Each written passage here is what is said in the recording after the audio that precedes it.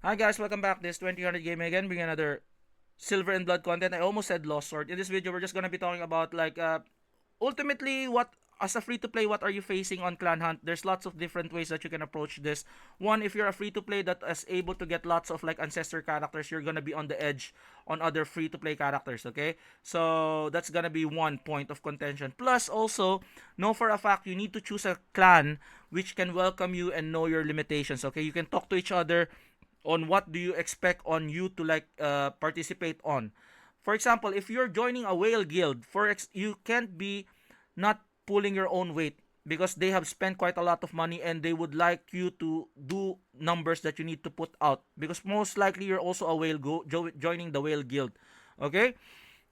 You can't be a free to play with a low BP trying to participate and them trying to reach like the higher tiers and then you're there and then you're not inflicting the like damage. You're gonna slow them down. So like I think it's reasonable enough for you not to be joining those try hard teams.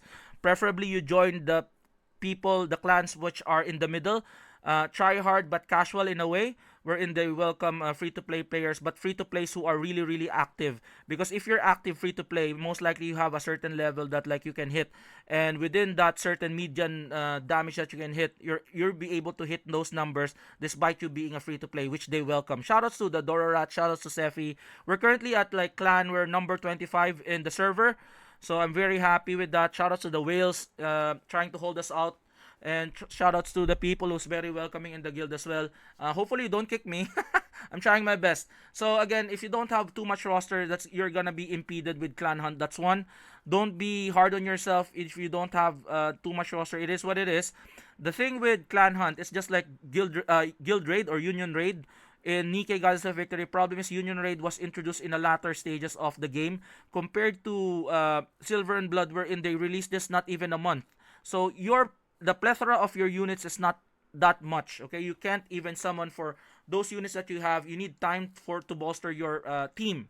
So this one in Clan Hunt, before we start, you cannot put in your characters on the second round. You only have 3 chances. Those 3 chances you need to pick the best ones that you can inflict much more damage on.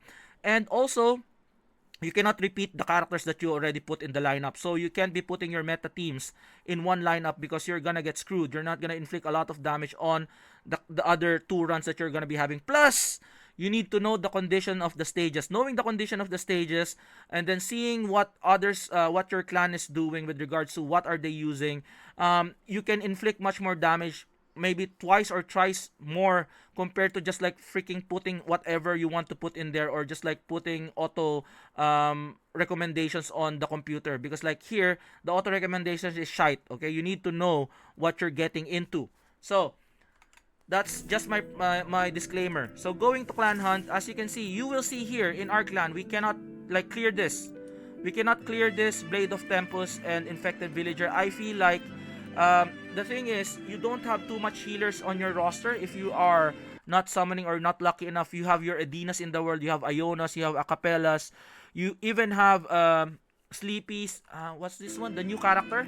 She looks like a good character to have on those 4th and 5th stages because that's the mechanic. You need a healer and you need to have that certain level of HP for you not to get like perma stun. So there's a character here. This is like Sleeping Selena, Jinx Selena. She has also heals. So on top of Edina, on top of Seth, if you have Seth, then you're sorted. Seth, Iona, Edina, Acapella, those are the types of healers that you want. You need to like do those conditions. If you don't do those conditions, you're not gonna be inflicting quite like, you cannot maximize your damage.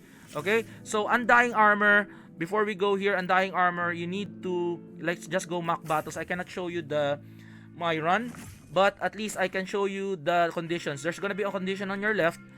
Continuous damage is in effect. Know for a fact that there's continuous damage. If you put characters like Agares, you put your characters here, and whatnot, you're gonna be inflicting quite more damage on the enemy. Because if you inflict continuous damage, there is a 5% chance to deal true damage equal to 100% of the damage dealt to nearby enemies in a circle. Each instance of continuous damage on an enemy increases the quantity. You need to at least keep them all together in a circle so that you can get the maximum damage potential out of this. So again, you want to let them come near you, and then like Agares to cast that, and then in that area they'll get the true damage so that you can inflict more damage moving forward. So again, if you have Agares, he has continuous damage. If you have Nicole, she also has continuous damage. You can consider those characters moving forward, and you will see also on the teams that my guildmates are doing, they're also putting up those characters. So let's just see the members. So shoutouts to Desiree. So shoutouts to Tyrannus. Let's see what Sephi is putting out. I think this is Sephi, right? Sepho. So Undying Armor. So Sephi is trying to put Yggdrasil, Nicole, so that there's dots, and then Van Helsing to deliver the fatal blows on the enemy. So very notable to think about those stuff. Very nice. So as long as you handle that condition, try to put up the characters that you put without dot. You will not inflict a lot of damage. So that's one. Secondly, Mutant Escapee. This is quite easy in a way because like you have controlled damage dealers like Del Carlo. You have also like let's see here. Let's see the Mach.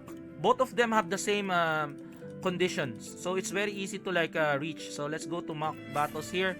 I'm just gonna show you.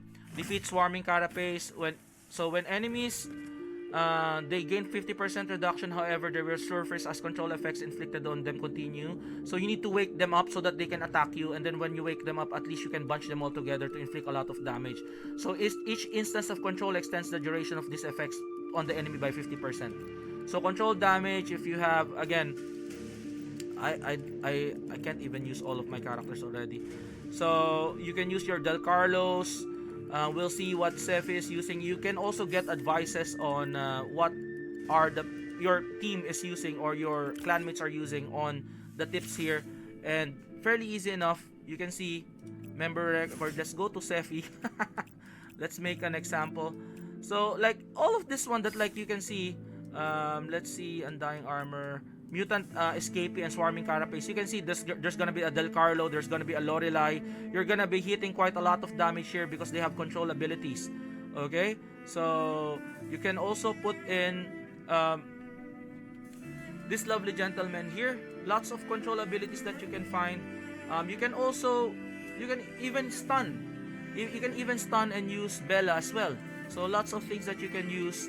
But the thing would be the hardest would be if you go to your like your Blade of Tempus and Infected Villager as a free to play. If you don't have a healer, it's gonna be hard, okay, because you have that noxious gas and it's gonna be continuous on the stage while you're there. So while Vapor Shroud the field, allies lose HP equal to 2% of their max HP per second.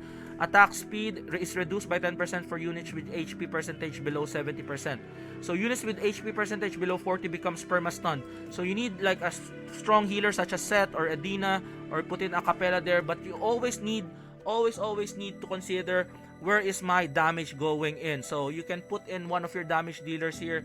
You can put in your Lamia here, so on your last stage. So try to clear the first two stages first, your first two runs on the easiest that you can clear, and the final stages maybe like put your healers on, maybe 2 healers just to compose yourself, and then put on the damage that you need to put on here to inflict more damage, because I was unable to get a lot of damage here. I don't have that much healer. I only have a Capella.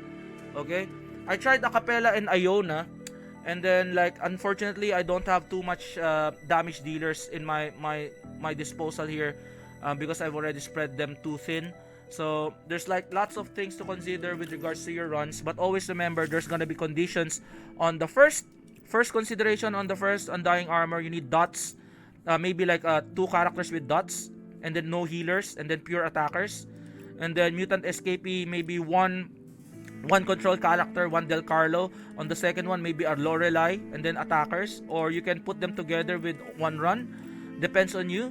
And then here, preferably like 2 healers, or a healer that's strong enough to handle 1 healer, and then like being able to put in your teams that you can have like every ancestor character gives a lot of damage in this event, because like they have much more of an edge compared to your regular SR unit. So hopefully that helps you, just to like give you a one-on-one tip on the combination wise. It's all up to you. It's up to what you have in your roster, but know for a fact that there's gonna be conditions that you need to meet with regards to the clan hunt. Just to give you a brief overview of that. If you don't meet that requirement, you're not gonna be hitting that much harder. If you want to find out what combinations are there, you can go to your teammates as well, go to the whale, see what they're doing and see their combination. But preferably you will see the trend that again they're leaning towards to clearing that condition first and then putting an attacker there to inflict the damage and inflict the pain to the enemy to put up large numbers moving forward. So hopefully that helps. Just like a basic one-on-one on the clan hunt. But always remember, get a clan that's welcoming you with open arms so that you don't have, maybe after the clan wars they'll kick you out the next time because you're underperforming. So you know your limitations, they should know your limitations, and they should also be considerate enough if they're welcoming you coming in. Okay, hopefully you guys like this video. Like and subscribe again. This 2000 Gaming, and I'll see you guys in the next one. Peace out. Bye bye.